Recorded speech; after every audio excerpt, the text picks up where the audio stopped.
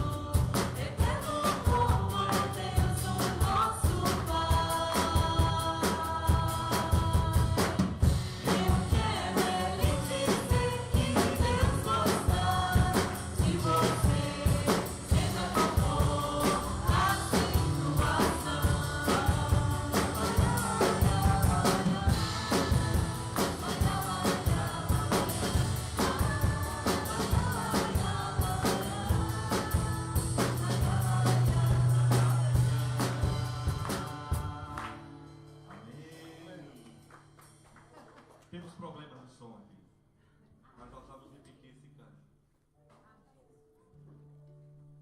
Você parou para pensar o que você está cantando? A paz do Senhor é o que nós queremos. Amém. Eu quero para mim e para você. Eu não sei, a impressão que eu tenho aqui olhando para vocês, eu não sei se foi o problema do som que a gente estava, mas é como se estamos realmente passando a paz. Entende o que eu quero falar? Nós vamos repetir. E eu estou conseguindo ouvir um pouco meu violão. E eu não sei vocês como é que vocês estão ouvindo aqui, mas não está legal o som. O meu volume está todo. Não sei nem se é bom, está bom, está ao vivo. Mas estamos com problema de som, mas eu queria repetir esse canto. Eu queria que vocês cantassem. Você está passando a paz. Outra coisa. Tem cânticos que a gente canta para Deus, diretamente para Deus. Tem cânticos que a gente canta em louvor a Deus, mas está falando para o irmão que está do lado. Então, quando eu estou cantando a paz do Senhor é o que nós queremos, eu quero para mim e para você. A Jana está do meu lado, óbvio que eu não vou parar de tocar para apertar a sua mão, mas se você está aí, você pode virar para o irmão. É o que nós queremos. Eu quero para mim e para você, e você aperta a mão da pessoa. Você diz: a paz do Senhor, que eu quero para a tua vida em nome de Jesus. Tá certo? Será que vai ficar legal agora, hein?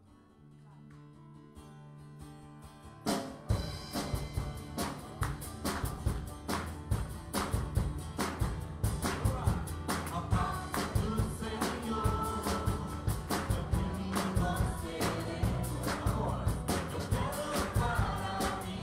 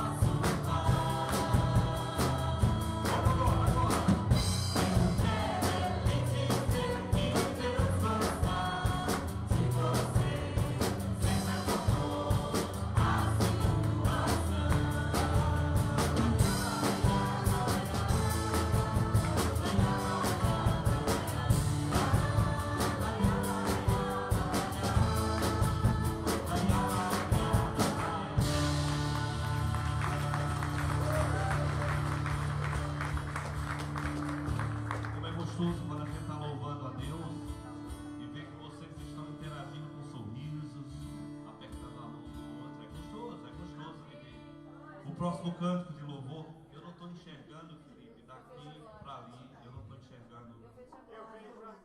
Agora eu vejo. Agora eu vejo a glória do Senhor hoje aqui, tá certo? Agora eu estou vendo. Eu não estava vendo, agora eu estou vendo.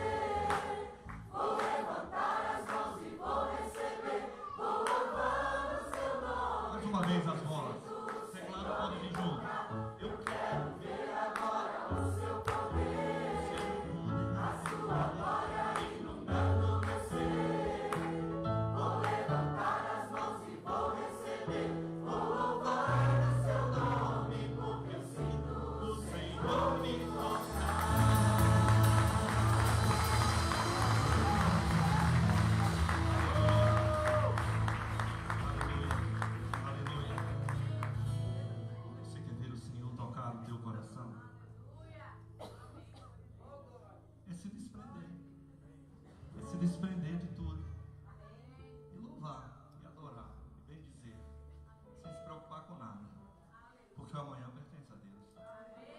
É louvar. Não fique nem preocupado que já vai acabar amanhã o acampamento. Se você ficar, você vai perder a bênção. Deus é o Deus do hoje, do agora. Hoje, se ouvides a sua voz, hoje. Então deixa o domingo, que nem existe ainda para nós. Vem, vem. Esta é a hora da adoração. É agora. Só preciso lembrar qual é o tom.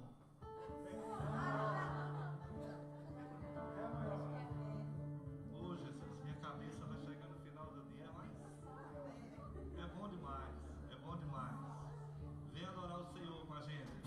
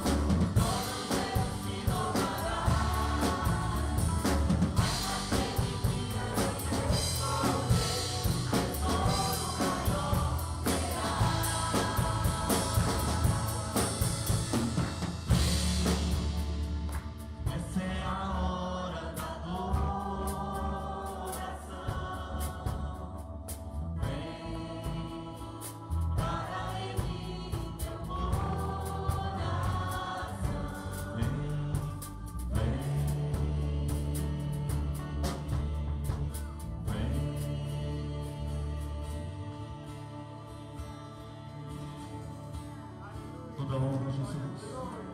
Toda glória ao teu nome, Jesus. Nós te damos, Senhor, toda honra, toda glória, todo louvor, toda adoração, Jesus. Só tu és digno, Senhor, de receber, mais ninguém. Não há outro nome, Senhor. Não há outro nome. Não existe, Senhor, no céu nem na terra, nem debaixo da terra, nenhum outro nome pelo qual importa que sejamos salvos. Tu és, Senhor. Tu és, Senhor. Digno, Jesus. Senhor, ajuda-nos a te dar a honra e a glória como é devido, Senhor, ao teu nome. Ajuda o teu povo a se desprender nesta hora de preocupações, ansiedade, Senhor, da alma. Queremos te honrar. Queremos dar louvor, Jesus, pelo que Tu és, independentemente das situações dessa vida, Senhor. Queremos, Senhor, esse é o nosso desejo, Senhor, Te honrar. Com o nosso coração queremos, Senhor, Te adorar.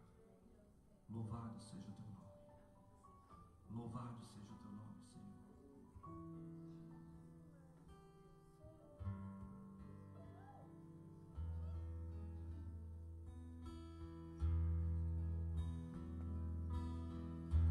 Eu não sei se você conhece esse cântico de louvor e de adoração ao Senhor.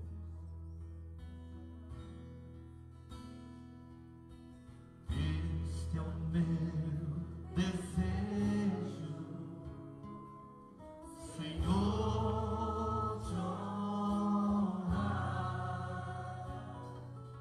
com meu coração, te adorar.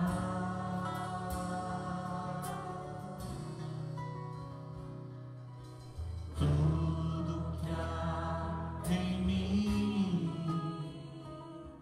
te dá louvor, só te adoro, meu Senhor.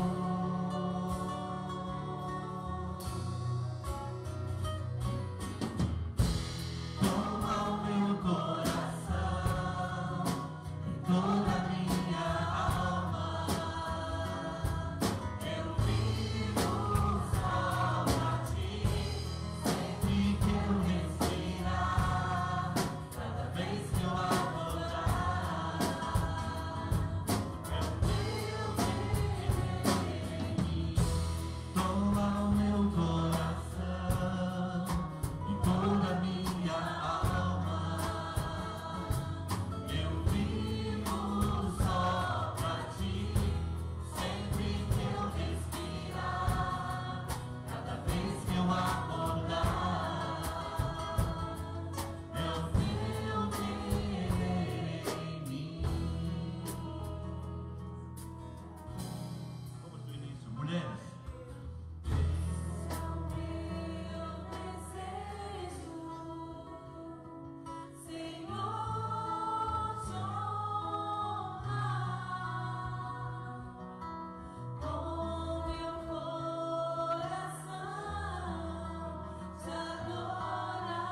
Adore ao Senhor.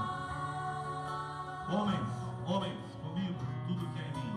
Tudo que há em mim te dá louvor, só a Ti adoro, meu Senhor.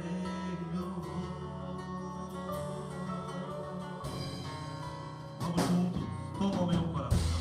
Toma o meu coração e toda a minha alma. Eu vivo só pra Ti, sempre que eu respirar, cada vez que eu acordar. É o Teu querer em mim. Toma o meu coração e toda a minha alma. Eu vivo só pra Ti, sempre que eu respirar, cada vez que eu acordar. É o Teu querer. Toma o meu coração. Toma o meu coração e toda a minha alma. Toma, Senhor. Eu vivo só pra Ti, sempre que eu respirar, cada vez que eu acordar. É o Teu querer em mim. Aleluia. Antes de passarmos a palavra ao pastor Jorge Abdala, o grupo que vai se reunir no outro ambiente está livre para sair agora sua própria reunião nesse momento. Então, quero convidar o pastor Jorge para subir aqui. Eu não sei se permanece de pé ou senta. Pode sentar, queridos.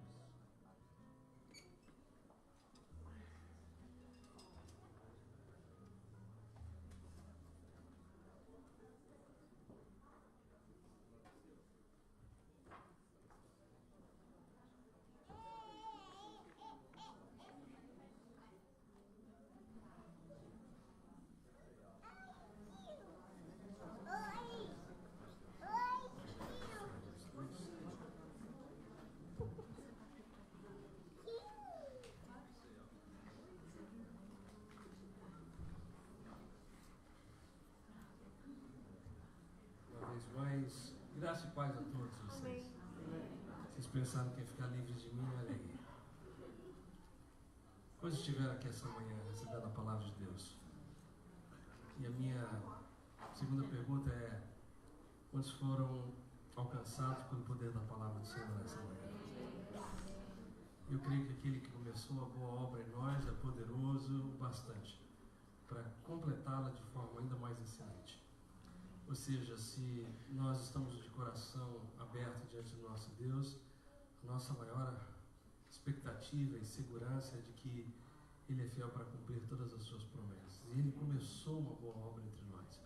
Esses dias aqui têm sido dias não apenas de alegria, de gozo, de confraternização, mas tenho certeza de que o Senhor tem restaurado vidas.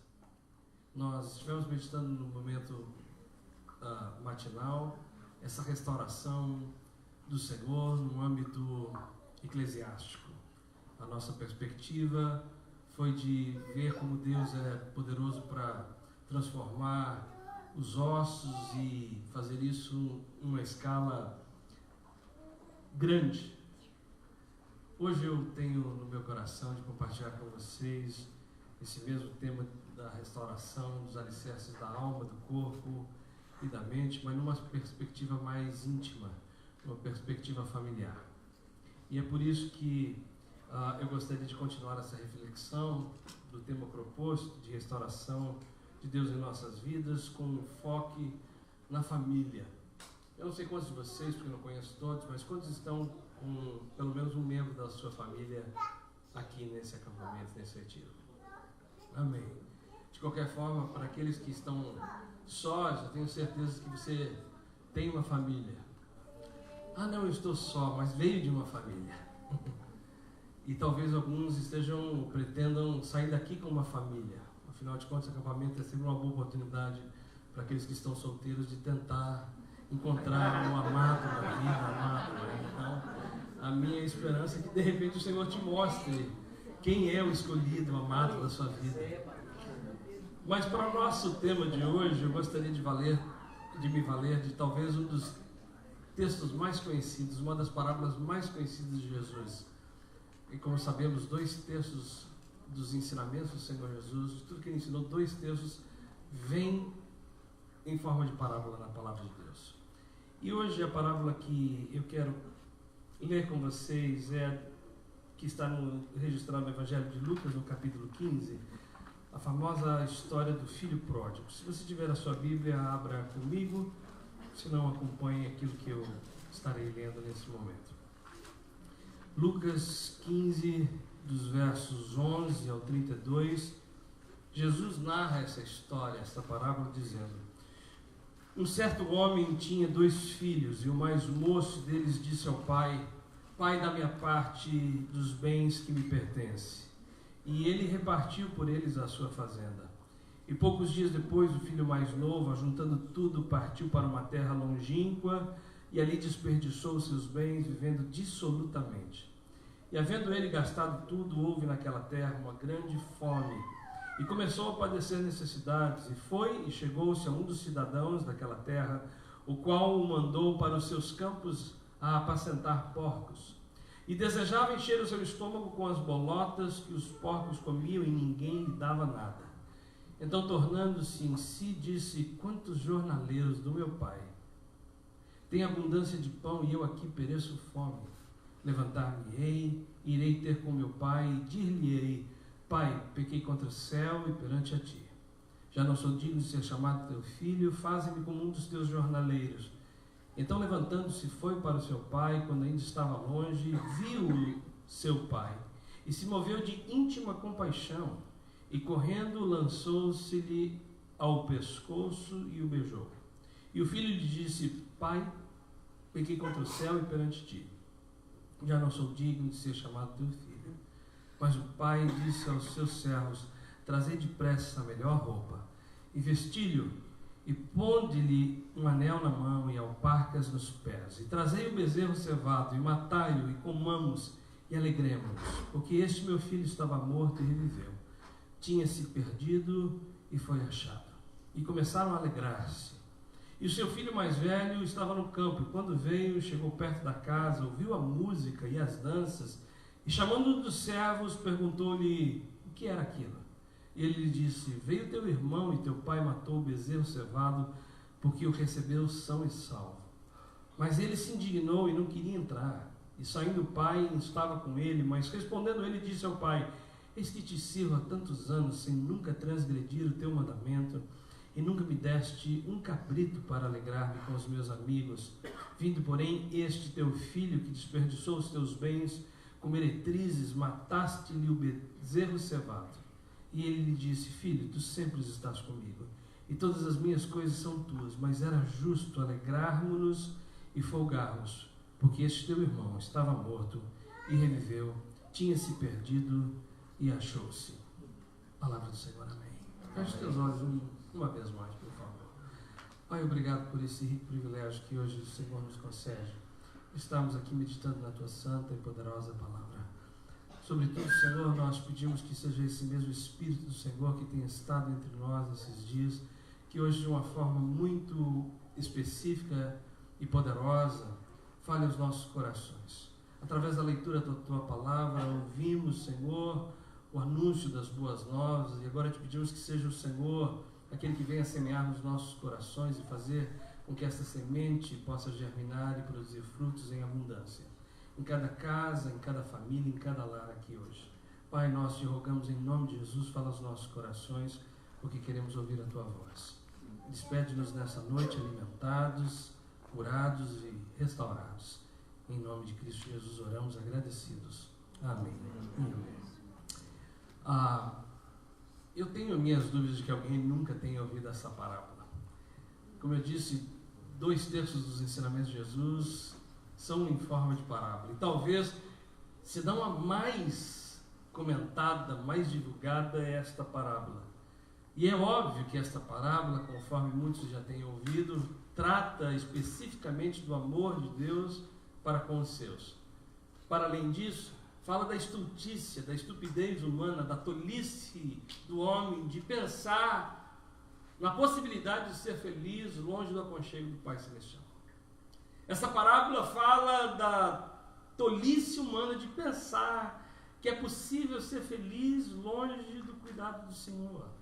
E é por isso que, em forma de parábola, de uma linguagem comum, ele fala desse filho que sai achando que pode ser feliz e pode viver a vida e gozá-la na sua intensidade, estando longe dos braços do Pai a quem ele tanto ama. Mas então é justamente nessa parábola que, através dessa forma, nós entendemos que todas as vezes que nós nos arrependemos, o Senhor nos acolhe com um amor intenso, incomensurável, e diz: eu sou o Pai que estou aqui para te receber. Não tenho dúvida de que isso é do conhecimento de vocês, e essa parábola aponta exatamente para a desgraça do homem sem Deus e para a graça de um Pai misericordioso e que está sempre pronto para nos acolher. Mas eu não quero fazer essa leitura aqui hoje. A minha proposta é outra. Eu gostaria de fazer essa leitura sobre uma outra perspectiva, uma perspectiva psicofamiliar. Audaciosa, mas já tenho feito outras vezes, eu gostaria de analisar esse texto sobre uma outra ótica. Afinal de contas, esse texto, embora seja uma parábola, traz assim elementos ricos de uma família e fala de coisas reais. E eu gostaria de convidar a cada um de vocês agora para dar a sua atenção, e ainda que depois de um dia de muita atividade física, concentre-se justamente nessa perspectiva de olhar essa história sobre a ótica de uma família real, com personagens, com situações bastante reveladoras, realidades parecidas com a minha e a sua realidade. E é por isso que, baseado no tema que nos é proposto de falar em restauração, e nessa noite em particular, restauração da família, eu penso que só é possível ter a família restaurada, a vida familiar restaurada, se nós formos capazes de identificar algumas coisas, pelo menos duas essenciais. Ninguém receberá restauração no relacionamento, na casa, na família, se não tiver atenção posta em duas coisas essenciais. Primeira delas, identificar o lugar e o tempo, o espaço que a gente vive. Você pode dizer isso comigo? Eu preciso identificar. Eu preciso identificar O tempo e o espaço em que estou vivendo, eu e minha família. E isso por uma questão muito óbvia, que qualquer história passa no tempo e no espaço. A história de cada um de nós, a história mundial, a história de quem quer que seja, ocorre numa fração dessa linha chamada tempo, e a nossa história acontece num determinado lugar com uma peculiaridade singular. E é por isso que, se você quiser ter a família e a vida restaurada, é preciso ter atenção para com esse lugar onde você vive, esse lugar que você chama de casa. É preciso saber identificar as coisas. E sobre isso, acreditem vocês, os antigos sabiam muito bem. Foi a filosofia de um tal de Sócrates, não jogador do Corinthians, mas um outro filósofo grego, alguns séculos antes de Jesus, que já propunha na sua máxima que aquele homem ou mulher que não prescruta a própria vida não é digno de vivê-la, dizia Sócrates. Em outras palavras, quem não consegue investigar, e é daí que surge também uma outra máxima, o conhece-te a ti mesmo, essa busca incessante para poder determinar, entender o que está acontecendo ao seu redor, é essencial para aquele que deseja ver a sua vida transformada. E é por isso que também nessa manhã abordamos isso, quando o próprio Senhor convida Ezequiel e diz: o que é que você está vendo? Fala para mim. Você tem que estar aware, tem que estar consciente dessa realidade, qual é a tua ambiência. Porque se a gente não puder detectar o problema, como é que a gente vai pedir a Deus uma restauração? Então, assim, agora trazendo essa realidade para a nossa casa, eu fico pensando como é essencial investigar e poder saber como que é a casa que a gente está vivendo, como que são os nossos dias, como que é essa relação dentro da casa. Senhor, a gente chega aqui no acampamento e abre o coração e diz: Senhor, fala comigo, abençoa a minha família, abençoa a minha casa. E o Senhor pergunta: e como que é a tua casa? Ah, não sei não. O que é que você quer que eu mude? Também não pensei não. Aí a gente fica perdido. É por isso que é essencial essa investigação, prescrutar a própria vida é essencial para aquele que quer mudanças. Agora, alguém aqui já ouviu aquela expressão de que as paredes têm ouvidos? Expressão comum, não é? Pois eu vim aqui hoje dizer uma outra coisa para vocês. A parede não tem só ouvido, mas tem boca. As nossas paredes de casa falam. A casa fala. E toda vez que eu digo isso, eu fecho a porta para aquele que me convida para estar com ele, no caso, o pastor Almir.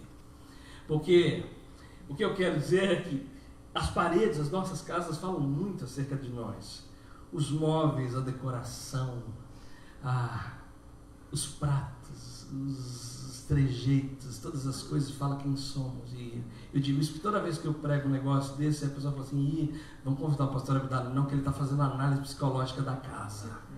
Aí eu fecho uma porta, não visito mais. Mas a verdade é que essas coisas falam quem somos, declara muito sobre nós, como nós vivemos, como que é a maneira da casa, os utensílios, a cultura, os hábitos. E o texto que nós lemos fala bem sobre isso.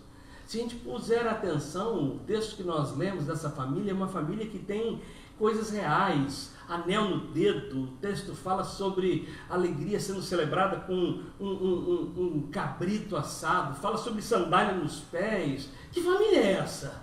Vamos identificar quais são esses elementos, a herança sendo repartida, a criados. Puxa vida, não é uma família pobre. Tem criados, o pai tem jornaleiro por tudo que é lado. Cada detalhe fala muito alto. Fala sobre como é o esquema dessa casa, o sistema. E é por isso que, mais uma vez, eu pergunto a você: será que você tem tido essa capacidade, essa perspicácia de decifrar como que é a tua casa? Qual é o sistema que você vive? E para que você entenda o que eu estou dizendo, eu pensei em algumas hipóteses que a minha experiência pastoral de quase 26 anos me faz perceber, mas talvez você não se encaixe em nenhuma dessas, talvez tenha outras opções ou modelos de casa, mas na minha experiência, sobretudo aqui na América, eu tenho visto alguns modelos de casa que são muito interessantes. Há, por exemplo, esse tipo de casa-hotel. A casa-hotel é um tipo interessante, porque a casa vira um sleeping in. Não existe família.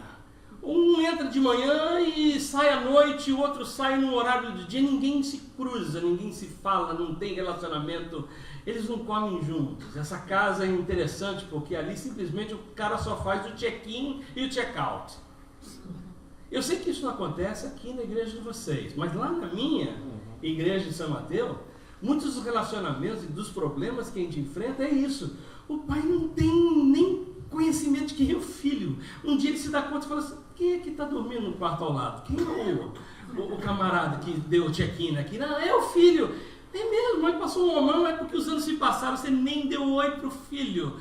Ele cresceu e está aí do quarto ao lado, você achou que a última vez que você viu ele tinha 5 e agora está com 18 anos.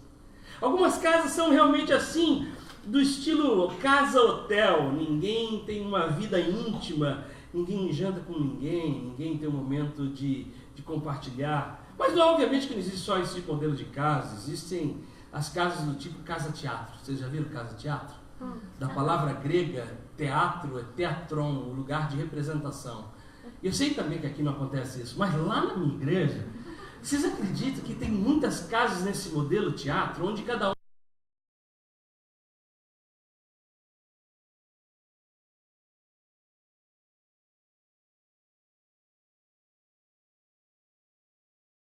aderir. Quando essa porque o único vínculo que eles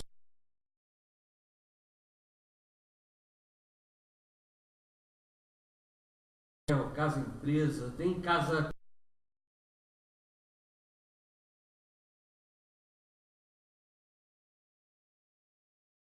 todo mundo é subalterno. Eu vivi isso na minha infância. O meu pai era o seu Abdalão. O seu Abdalão era assim. Nos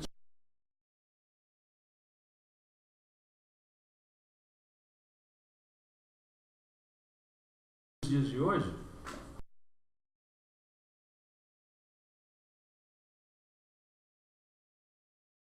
os filhos que mandam em muitas casas.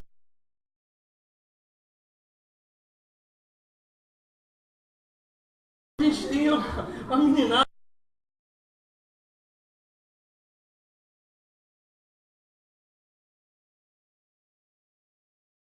E eu pergunto uma vez mais, simplesmente provocar.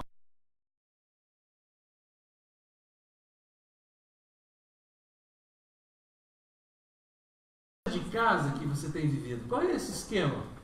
E o mais interessante, sabe qual que é? É que a gente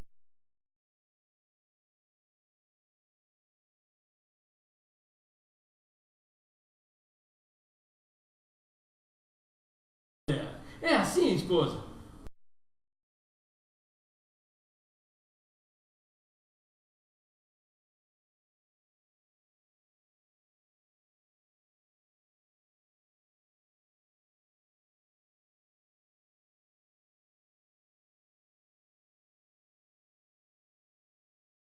Meu marido tem a última palavra. Sim, senhora. Mas eu vou confessar para vocês. Lá em casa, André falando joelhada comigo. Vocês acreditam? Fala de joelhos. Sai debaixo dessa cama já, Jorge. Qual é o esquema da casa que a gente tem vivido? Qual é o esquema da tua casa? Interessante. Parece que existe uma outra casa, que é a casa templo. E a gente pensa, agora sim, chegou o modelo ideal. Mas, infelizmente, muito distante daquilo que ela pretende ser. A casa-templo, da palavra latina templum, não é o melhor modelo de casa. Sabe por que não?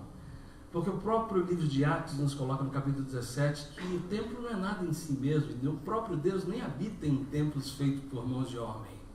Por isso que não adianta nada simplesmente dizer palavras bonitas ou chamar a esposa de irmã dentro do carro, do lar. Porque não funciona assim. Não adianta simplesmente colocar louvor. Não é isso que faz com que o Senhor habite no templo. Falar essas coisas é pura vanidade.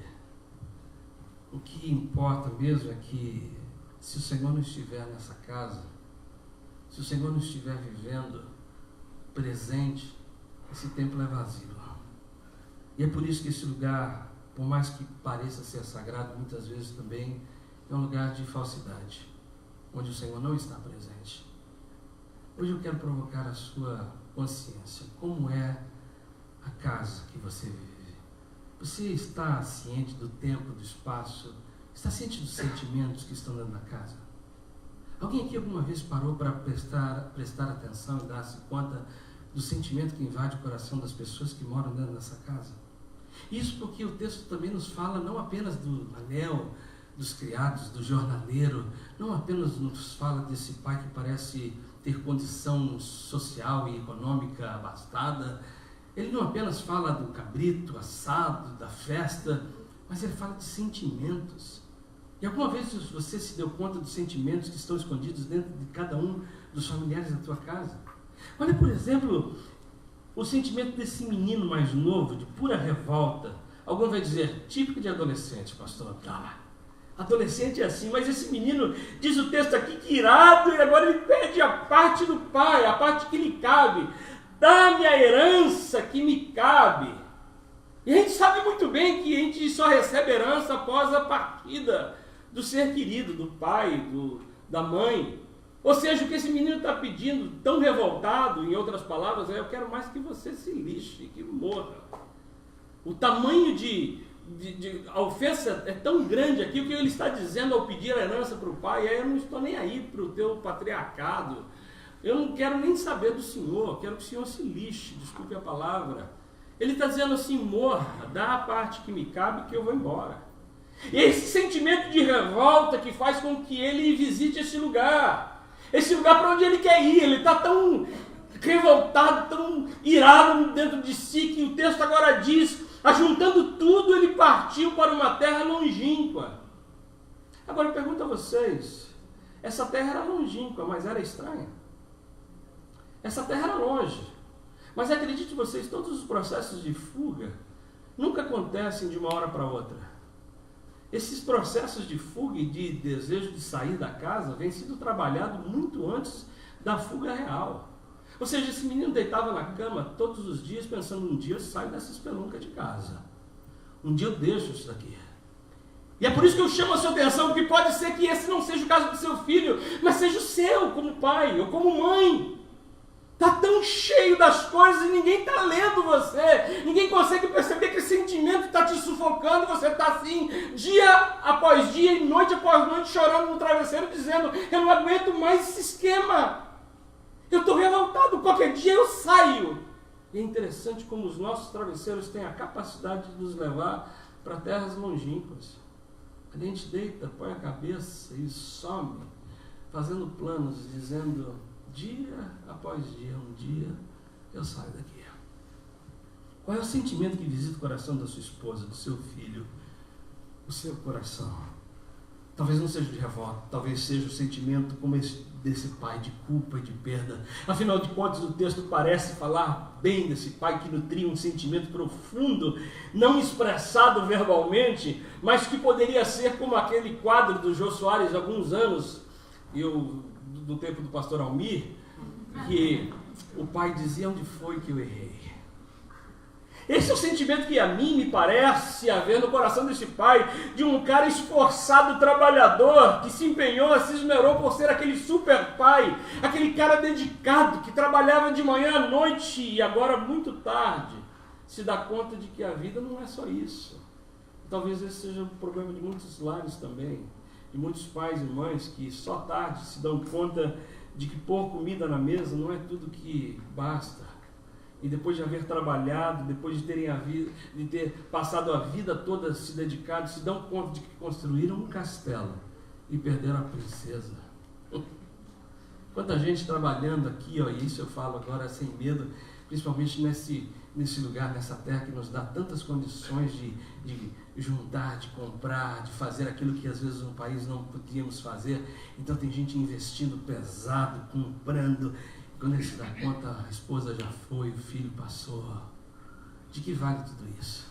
Mas talvez não seja nem esse sentimento, nem o outro. Talvez o seu sentimento seja como desse filho mais velho. E uma vez mais, independente se você é o pai na casa, a mulher, o filho, a esposa, pode ser que o sentimento do seu coração seja esse sentimento de indignação e injustiça, como sente o filho mais velho. Diz o texto, ele se indignou e não queria entrar. E agora, saindo, o pai instava com ele e ele dizia, não vou querer mais isso. E só entende esse sentimento quem é filho mais velho, como eu, por exemplo. Sou o filho mais velho de 3 e me lembro, não aqui fazendo uma catarse, nem um momento de tristeza, mas me lembro da minha adolescência e juventude. Por ser o filho mais velho, meu pai sempre cobrava, olha, você dê exemplo que os seus irmãos estão olhando para você, hein? Tá bom, paizão, não tem problema. Você me chega aqui 9 horas. Se passar, perde o carro, perde o privilégio. Não, tá bom, pai. Vocês acreditam que depois o meu irmão completou a idade maior de 18 anos, na vez dele podia chegar meia-noite em casa? Eu me revolto e falo assim, não é verdade isso. Eu não podia passar 5 minutos das 9, eu não podia fazer algumas coisas, eu não podia viajar sozinho, porque meu pai era rigorosíssimo, e agora eu vejo meu irmão mais novo, fazendo tudo que eu não podia, e eu entendo o coração desse rapaz aqui. Falo, poxa vida, eu sempre andei direitinho, fiz tudo o que devia, e o senhor nunca fez isso. A revolta. E eu pergunto, você tem lido que talvez esse sentimento de injustiça esteja entre os filhos? Ou entre alguns de vocês? Existe mais um sentimento, que é o sentimento da mãe. E alguns vão dizer assim, mãe? Pastor Abdala ficou doida. Eu não li mãe nenhuma nesse texto, cadê essa mulher? Alguns vão me perguntar, cadê essa mulher que eu não vi nada? Realmente, o texto começa dizendo, certo homem tinha 2 filhos. Eu pergunto para vocês, ele os teve sozinho? Ele gerou, assim, autogerou os filhos? Cadê a mulher nesse texto? Ai, pastor Abdala, o senhor tão educado, não sabe que a mulher não era contada nesse tempo? Pois é disso que eu estou falando. Quantos sentimentos na nossa própria casa são como dessa mulher, de pura nulidade e desprezo. Sabe que teve participação, sabe que estava lá, mas nem contada é na história. Quanta gente assim no meio da nossa casa.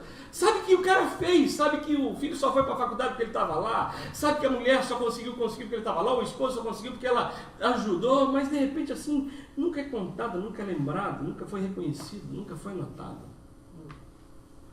Não, eu nunca fui valorizado, sou desprezado, eu sou marido de viúva viva. Como que é? Viúva de marido vivo, ou viúva de esposa viva. Quanta gente com esse sentimento. E o que tem isso tudo a ver com você e comigo hoje? É que eu creio que realmente assim, Deus tem algumas coisas para fazer nos nossos lares. E se a gente puder perceber, e eu não vou muito longe não, estava brincando que eu ia só pregar até meia-noite, tá? Não vá dormir agora. Eu prometo que eu vou terminar lá para as 11h40. O que eu quero dizer é que realmente eu creio que Deus tem algo para fazer de restauração nas nossas casas. Quando a gente consegue detectar qual é a realidade da nossa ambiência familiar, quando a gente está aberto para entender que realmente alguns desses sentimentos passam no coração dos nossos filhos, da nossa esposa, dos nossos entes queridos. Com sinceridade, a gente pode dizer para Deus, Senhor, restaura minha família, restaura os sentimentos, restaura os corações aqui. E quando a gente faz essa oração com abertura de alma diante do Senhor, há 3 coisas que a restauração de Deus proporciona para nós. E através disso, nós podemos entender o que significa ter uma família restaurada. A primeira delas é que isso só acontece se houver verdadeiramente arrependimento. Você pode dizer assim comigo? Eu devo ter na minha família esse sentimento de arrependimento genuíno. Pode dizer isso comigo? Eu quero aprender acerca de arrependimento. Eu pergunto sinceramente para vocês assim, você é uma pessoa fácil para arrepender-se daquilo que está errado? Você tem esse sentimento? Porque é essencial, se você quiser ter uma restauração no meio da família, que aconteça um arrependimento. A palavrinha grega para arrependimento é metanoeo. E é interessante porque isso significa conversão. Eu me lembro, alguns anos, eu estava ainda lá no Brasil, em São Paulo, e eu estava buscando um acampamento fui com um presbítero da nossa igreja, o senhor Vale se chamava. Alguém nos disse, e obviamente que eu estou falando há muitos anos, disse essa pessoa: olha, tem um lugar maravilhoso para vocês fazerem acampamento. Pega a rodovia tal e vai embora.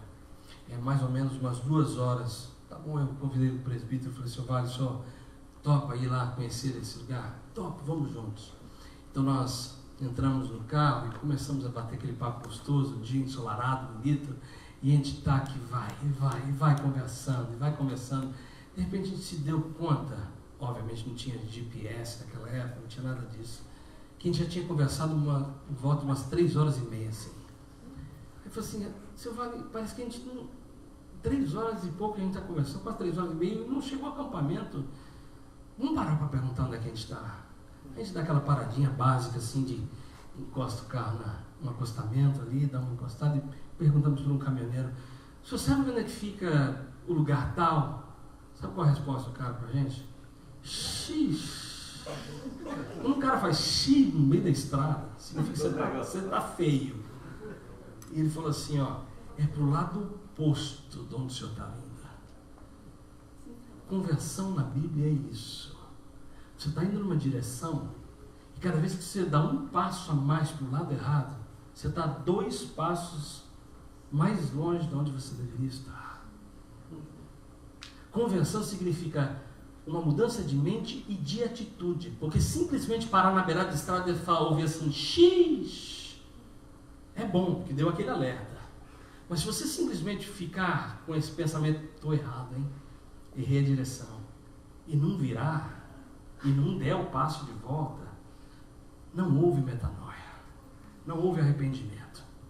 Amém. O que acontece nesse texto aqui é um chamado a cada um de nós. Se a gente quer ver restauração no relacionamento, numa briguinha entre casal, que é muito comum. A minha esposa tinha essa ilusão de que casamento era 1000 maravilhas. Depois que ela casou comigo, ela viu que era verdade. Mas antes, ela não tinha essa convicção assim de que às vezes acontecem algumas diferenças.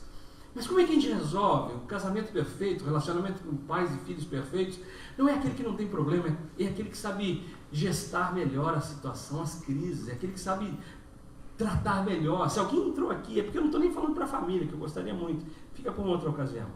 Mas se eu estivesse falando para a família, eu vou dizer a você: todos nós temos crises e problemas no relacionamento, entre filhos, entre esposos. Por mais que alguém se ame, são 2 mundos distintos, vai haver incompatibilidade em algum momento. Não tenha a ilusão de que família perfeita é família sem problemas. Não existe isso. Família abençoada e restaurada é aquela que sabe lidar com os problemas, sabe tratar da melhor forma. E por isso que a primeira coisa é que deve haver arrependimento no meio da casa.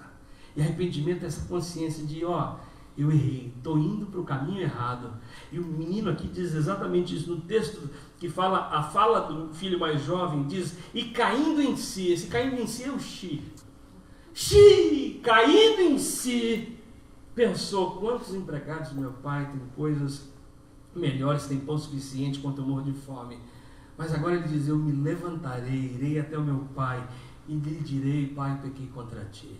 E depois os versículos seguintes diz que então agora ele converte o seu caminho e vai em direção ao pai, e diz da forma que ele havia pensado e propôs no seu coração: pai, eu pequei contra ti, não sou digno de ser chamado seu filho, mas por favor, encontre um lugar no teu coração para mim. Deixa eu dizer a você uma coisa, em nome do Senhor Jesus eu vim aqui hoje. Deixe seu orgulho de lado e arrependa-se se você fez alguma coisa errada. Se você falou alguma coisa que machucou filho, pai, esposa, tio, essa é a hora de arrepender-se. Porque infelizmente a verdade é que nós amamos demais a nossa família, mas consequentemente são as pessoas que nós mais ferimos. Quem mais amamos muitas vezes é quem a gente mais bate, quem a gente mais é duro. As pessoas que mais queremos. Por isso é importante, é preciso, é essencial aprender a dar uma meia volta e dizer: se eu continuar indo aqui, eu vou para o caminho que não devo. Deixa eu voltar e tomar o caminho do arrependimento. Amém? Na outra ponta do arrependimento está a íntima compaixão. Porque não adianta nada alguém chegar pedindo desculpas e o outro ficar todo durão ali. Eu fico imaginando se esse filho que agora sente o arrependimento no coração, vem para o pai, e esse pai é do tipo assim, agora esse moleque vai ver quantos paus faz uma canoa. Se ele fosse esse tipo de pessoa que não estava aberta ao perdão, não haveria restauração nessa casa. Mas é preciso aprender a perdoar. Primeiro porque nós somos ordenados pelo próprio Senhor Jesus a fazê-lo. Disse Jesus, perdoa se tendes alguma coisa contra alguém, para que o vosso Pai Celestial também perdoe as vossas ofensas.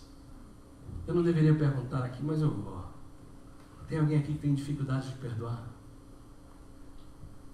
Pois eu vou dizer duas coisas fáceis e simples aqui. Sob duas perspectivas é inteligente perdoar. Primeiro, por uma perspectiva psicológica. Aquele que não perdoa é como se desse o veneno para o outro, ou tomasse o veneno pensando que o outro vai morrer. É inteligente perdoar. Porque quem não perdoa carrega o inimigo e leva ele para onde quer que vá. Perdão é essencial.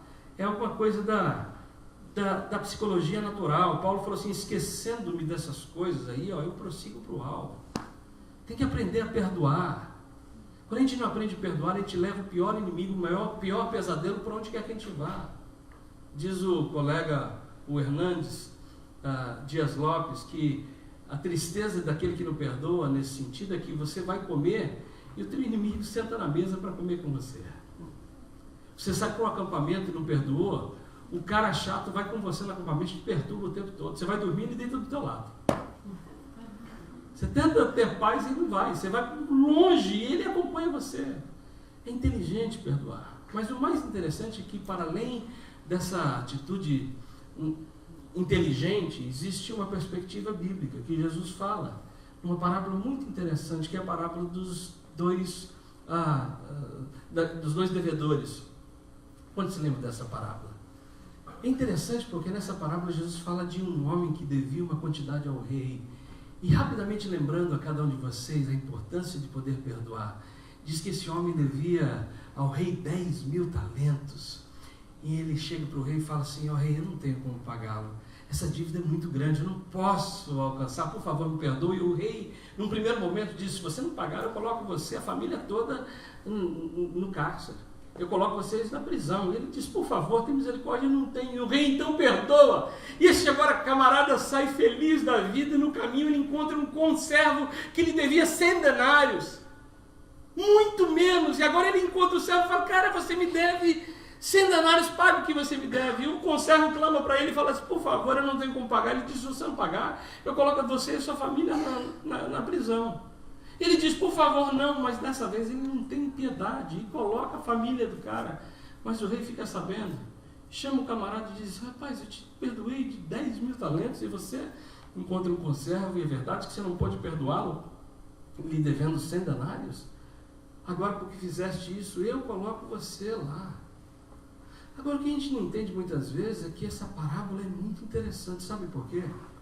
Porque era impossível para um judeu dever para alguém 10.000 talentos. Era uma quantidade absurda. Precisariam 150.000 anos de trabalho, considerando que cada um recebia um denário por dia. Não há possibilidade de alguém dever uma quantidade como essa. De modo que a gente fica pensando, então como assim?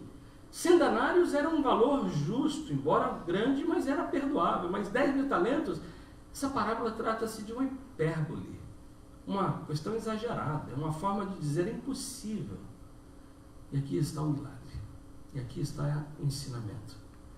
O que Deus perdoa a mim e a você é muito, muito grande. Se você não conseguir perdoar o teu esposo, a tua esposa, o teu filho, pelo que ele cometeu, porque parece muito grande, pense num instante no perdão que Deus ofereceu a mim e a você. Era impagável a nossa dívida com Ele, mas segundo a misericórdia dEle, Ele nos perdoou. E por isso, é tempo de a gente perdoar aqueles que estão ao nosso redor também. Se a tua esposa vier um dia e disser, desculpa aí, vai, e às vezes o perdão não é todo com aquela palavra tão bonita, vem assim, às vezes só com um olhar. Né?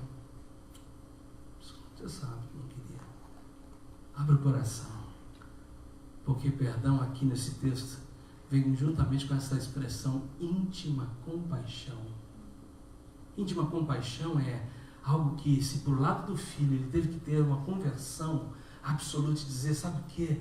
Eu vou me humilhar diante do meu pai, vou dizer, me dá a posição de um jornaleiro, porque eu estou cansado de comer alfarroba de porco, me coloca como um empregado. Se ele se humilhou, o pai também se humilhou. Sabe por quê? Porque um pai, o patriarca nessa época, jamais sairia da porta da sua casa. Mas o texto diz que ao ver o filho à distância, o que é que ele faz?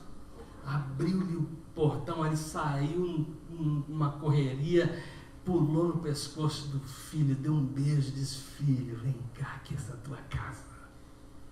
Agora tem algo que eu quero dizer para você. Íntima compaixão não é a mesma coisa que compaixão que permanece no íntimo. E vou explicar.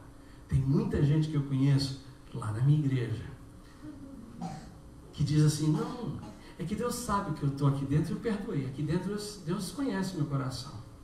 Eu digo, irmão, eu sei que Deus conhece, porque Deus conhece tudo, mas o teu esposo não sabe. A tua esposa não sabe. Ter a compaixão no íntimo é boa, mas não serve para casa. Porque o outro precisa que você exteriore isso. Ele quer ouvir, ele quer o beijo, ele quer o perdão, ele quer a palavra. Simplesmente dizer, não, Deus sabe que aqui dentro eu já perdoei ele. Deus sabe, mas ela não. Dá-lhe um beijo. Dá um abraço. Recebe de coração, porque se você não exteriorizar, se você não fizer isso evidente, não se concretizou o perdão. Primeira coisa, deve haver arrependimento. Segunda parte da restauração só acontece quando há um perdão verdadeiro e genuíno. E a terceira e última parte, para quem a gente vai dormir abençoado, é que uma família só é restaurada quando há o arrependimento, o perdão, e ela se converte num lugar de graça. Uma casa cheia de graça. Quantos aqui desejam uma casa cheia de graça? Eu também desejo isso para minha família. Porque a pior coisa é viver numa casa de desgraça. Literalmente. E é óbvio que eu não estou falando de ser engraçado, não estou falando de uma família viverem fazendo piada, mas como o apóstolo Paulo escreveu em Romanos 5:20, é o lugar que onde abundou o pecado, o erro, se abundou a falha. Agora, pela graça de Deus, ela é restaurada e superabunda a graça dele. E é só quando a graça está nessa casa que 3 coisinhas acontecem. Primeiro, a gente tem o prazer de voltar para casa. A gente só vai ter essa alegria de estar na casa quando a casa for esse lugar cheio de graça. Alguns de vocês sabem que o trabalho e o chamado ministerial me exige muito. Tenho viajado muito e gosto de viajar. Semana passada em Atlanta, e cada vez assim, cada final de semana, sem falar que eu tenho 2 igrejas para pastorear. E o trabalho cobra, e muitas vezes eu estou aqui, estou em outro lugar do canto do mundo, para cima e para baixo. Eu sinto 2 alegrias quando eu vou viajar. A primeira é quando eu saio, que eu sei que tenho um chamado, tenho uma missão, vou com alegria. Mas sabe qual é a minha maior alegria? Saber que eu posso voltar. A minha segunda maior alegria é saber que eu tenho um lar. E nem sempre eu tenho o privilégio que tenho nessa ocasião de sair com a minha esposa. Na maioria das vezes eu vou sozinho. Mas como é bom saber que eu posso voltar e que eles estarão lá. Eu pergunto a você, teu esposo, tua esposa tem prazer de voltar para casa? O teu filho tem prazer, alegria de voltar para casa? Se a casa for esse lugar cheio da graça de Deus, haverá prazer. Não é espanto para mim que muita gente faz hora extra ou arruma trabalho, porque a casa virou um lugar de desgraça. Ele não quer voltar. É melhor ficar trabalhando, é melhor se afundar em qualquer outra coisa, porque voltar é uma tormenta. Ele fala assim, para que eu vou voltar se só briga? Deixa eu me dar mais trabalho, por favor, tem mais alguma coisa para fazer? Ele procura, tem gente que procura trabalho extra, porque a casa não se transformou num lugar de graça, mas ao contrário, num lugar de desgraça. Segunda coisa, essa casa quando é cheia de graça, é um lugar de celebrar a vida. É por isso que o texto diz agora que o pai fala assim, vamos dar uma festa, vamos comer, vamos nos alegrar, porque aquilo que estava morto está vivo outra vez, é a hora de a gente celebrar. E diz o texto que começaram a alegrar-se. Deixa eu perguntar a vocês, qual foi a última vez que você se alegrou com a sua família? Porque tem gente que está cultivando há anos esse cabrito, ele já está velho e duro. Assa isso daí, rapaz. Está na hora de você celebrar a família. A gente vai levar flor quando para a esposa? no túmulo, quando morrer? Leva agora. Essa é a hora de você celebrar a vida. Eu falo lá com o pessoal lá na igreja, sabe aquele conjunto de taças que a gente nunca usa? De copinhos de cristal que veio lá da bisavó? Veio assim, veio uma dúzia de taças, mas foi quebrando na mão da mamãe, já quebraram 3. Da vovó, não sei quanto. Quando chega na gente, assim, tem umas 2 tacinhas todas trincadas e nunca ninguém bebeu uma Coca-Cola nessa taça. Porque vai passando de geração. Não, pertenceu à bisa, pertenceu à avó, à mãe. A gente pergunta de quem celebrou com elas. Nunca ninguém bebeu nada. Isso vai quebrar na tua mão, você não vai tomar um champanhe, sei lá o que for, nessa taça. Sabe por que a gente sempre fica... Deixa para um dia muito especial. Alguém aqui tem essa filosofia? Não, vamos deixar para um dia bem especial. Qual que é que nunca chega esse dia especial? Deixa eu dizer para você, sabe qual que é o dia especial de você celebrar? É hoje, comamos e bebamos, que amanhã nós morreremos. Não é morreramos não, tô brincando. É hoje! É hoje o dia de você celebrar. Pega esse caneto e a gente fala, não, o papai está fazendo uma poupança. É bom, não estou dizendo para ninguém ser o pródigo, o esbanjão, o perdulário, não é isso não. Mas tem gente que não sabe celebrar a vida. Para tirar um dia desses aqui, para passar com o pessoal da igreja, com os irmãos, é uma dificuldade. A igreja tem que fazer campanha de oração para você aceitar e vir para um acampamento que é para o teu próprio benefício. Rapaz do céu! Mas eu sei que eu não estou falando de você, eu estou falando do meu pessoal. Não é do meu, eu sei que aquilo acontece. Mas lá a gente fala assim, Senhor, vamos orar para que o irmão tal participe. Com o tempo ele está há 4 anos, mas já veio ao acampamento? Nunca, pastor. Por quê? Está trabalhando. Sabe como que é a vida na América? Ah, sei. O cara tem 8 fazendas lá no Goiás, você não consegue parar aqui. Lá na minha igreja, estou falando, calma lá. Deixa eu dizer uma coisa para você, trabalhe duro, pense no futuro, pense nos filhos, pense na esposa. É bom, mas por favor, aprenda a celebrar a vida, porque a vida é um sopro. Diz o Kohelet, o sábio de Eclesiastes, a vida, é um sopro, é um instante. Por isso que a gente tem que pedir sabedoria a Deus para aproveitar o momento, porque só aquele que sabe que o momento é tão fugaz, vive esse minuto que não vai voltar nunca mais. Pareceu até poesia isso aí, né? Até que mas é preciso ser sábio, é por isso que agora eles se alegram, eles vivem juntos, dão o valor que tem que dar, celebram as pequenas coisas da vida. E por fim, tem tudo em comum, porque a gente sabe que vida em família é isso, está tudo em comum. O pai responde agora para o mais velho, filho, tu sempre estás comigo e tudo que eu tenho é seu. É interessante que tem muitas famílias que onde a graça não abundou ainda, não foram restauradas, é assim, o que é teu, o que é meu é teu. Ou tem outras famílias que é assim, o que é meu, o que é seu também é meu. Vida em família é diferente. Vida em família é assim, tudo que a gente tem é nosso. É meu e teu, filho. É isso que o pai está ensinando. O que é meu é teu. Eu não vou viver para sempre. É tudo nosso, filho. É por isso que assim, o filho foi estudar em Harvard. Não tem problema, a gente está junto. É tudo nosso. A filha se mudou para Zimbábue, mas a gente está junto. Vida em família, quando há graça de Deus, quando abunda, quando está restaurada, nada separa a gente. Tem muita gente que passa pela vida da gente, nunca marcou, nunca deixou história, se deixou, só deixou tristeza.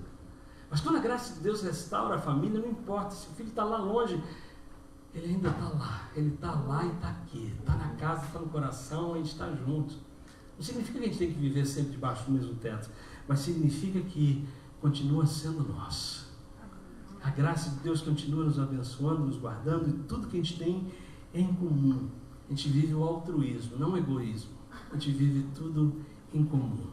E é por isso que, como Paulo diz, essa graça, esse amor, Deus sendo rico em misericórdia, diz Paulo aos Efésios 2, por causa do grande amor com que nos amou, estando nós mortos em nossos delitos, nos deu vida juntamente com Cristo Jesus. Esse é o texto que eu quero deixar e quero orar com vocês nessa noite, pedindo que o Senhor fale mais ao seu coração e restaure a sua família. Eu não conheço a sua casa, não conheço os seus problemas, não sei se você é o general da casa, se você é só o cara que faz o check-in à noite, dorme e sai cedinho. Eu não sei quais são os sentimentos que estão ocultos no coração de cada um dos membros da tua casa, Mas de uma coisa eu sei, que o Senhor tem poder para restaurar as nossas famílias, os nossos relacionamentos, os sentimentos e implantar em nós o desejo de arrepender, o desejo de perdoar, o desejo de transformar a casa num lugar de graça, um lugar onde a gente tenha a alegria de estar juntos. Feche os seus olhos, eu quero orar por você. Obrigado, Pai, por essa ministração, esse momento de aprendizado da Tua Santa Palavra. Obrigado, Senhor, porque essa é mais uma noite que o Senhor está ministrando ao nosso coração e falando sobre esse tema da restauração. Eu sei, Senhor, que há casamentos que precisam ser restaurados, relacionamentos entre pais e filhos, há outros relacionamentos entre irmãos, parentes. Senhor, eu te peço que a Tua graça alcance cada um dos meus irmãos e cada casa aqui representada, cada família aqui representada. Senhor, cada sentimento de tristeza, de frustração, de decepção, seja substituído pelo sentimento do amor, da misericórdia, do perdão mútuo, da alegria, do gozo, da certeza de que se o Senhor estiver presente na casa, se o Senhor estiver no lar, como diz aquela canção de crianças, com Cristo no barco, tudo vai muito bem. Não porque não existirão problemas e dificuldades, mas porque o Senhor é aquele que nos dá paz em meio a todos os conflitos e situações difíceis. É o Senhor que nos provê sabedoria no falar, no tratar, no perceber, dá visão, dá essa percepção, dá essa graça, restaura cada família, Pai. Se houver alguém aqui que tem vivido momentos de perda, de conflito conjugal, eu oro agora em nome de Jesus, para que seja o Teu Santo Espírito sarando, restaurando, tratando corações, indo para além das nossas palavras aqui hoje, porque a Tua palavra tem poder para penetrar, para fazer a divisão, para restaurar. Nós simplesmente convocamos o Espírito Santo de Deus, ministra, Senhor, em cada coração aqui hoje. Entra em cada lar, cada filho que está longe, cada relacionamento que foi quebrado, assim como diz o profeta Malaquias, converte, Senhor, o coração dos pais aos filhos, dos filhos aos pais. Faz, Senhor, com que realmente essas casas sejam tocadas pela Tua misericórdia e graça nessa noite.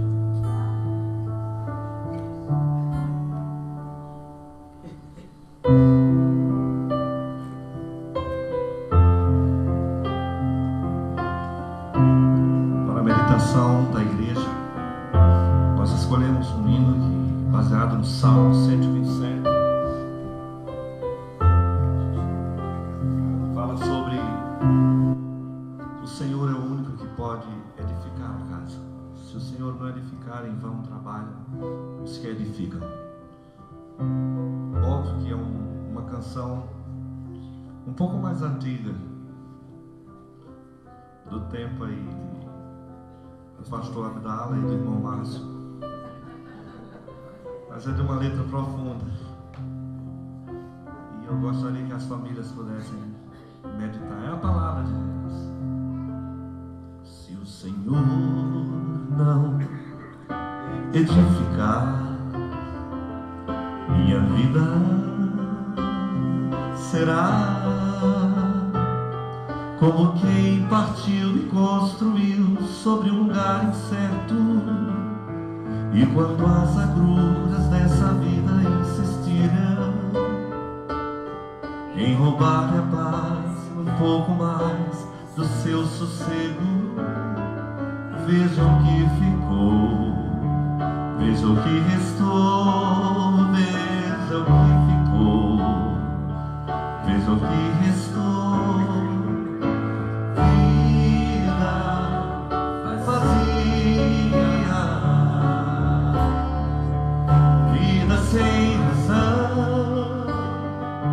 Sem gozar comunhão com Jesus,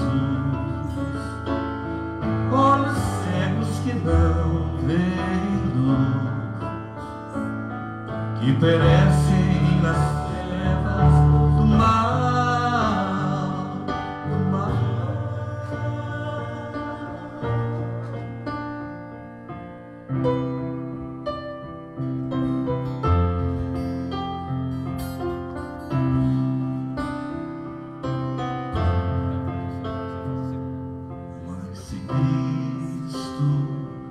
edificar.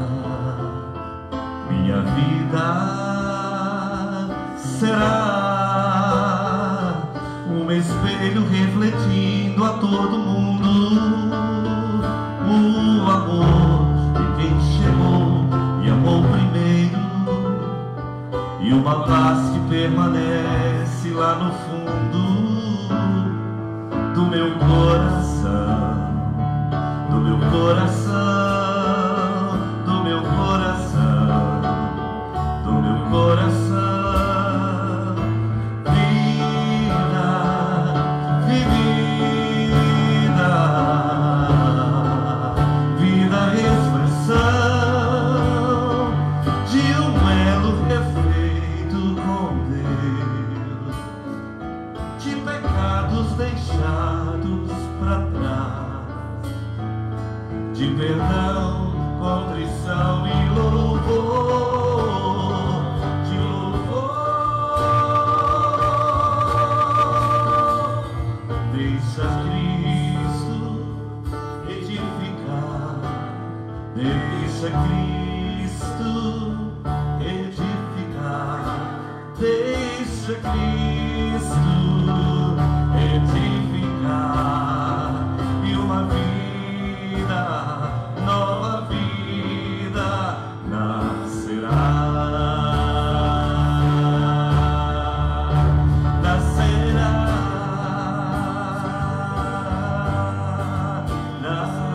nascerá, sim, nascerá. Nascerá, nascerá. Aleluia.